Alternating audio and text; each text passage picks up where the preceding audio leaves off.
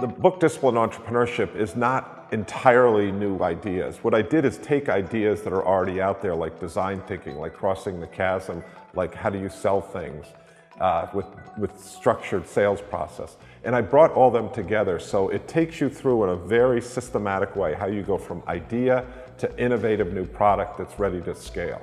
I was an entrepreneur in my previous life, and I guess I'm still an entrepreneur today.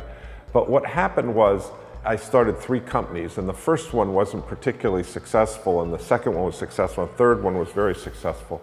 And I just thought back to what made the third one successful that didn't make the first one successful? And I thought, that's what I need to tell people, because that's what I wasn't taught in school, and that's what would be very helpful.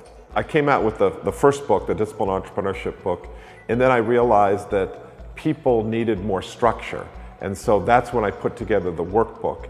And the workbook is some things that weren't in the first book, but most of all, it's more structure to help people to say, here's how you take the concepts and put them into practice.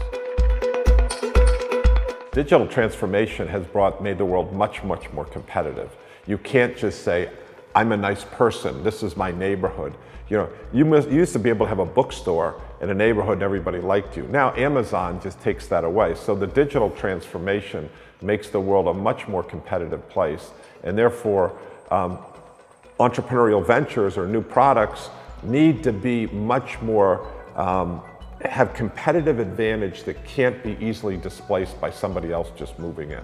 To be an entrepreneur, whether you're in a startup or in a big company, you have to be willing to think differently. If all the fish are swimming this way, do you get excited about swimming that way? And we call that the spirit of a pirate. And we say it's more fun to be a pirate than to join the Navy.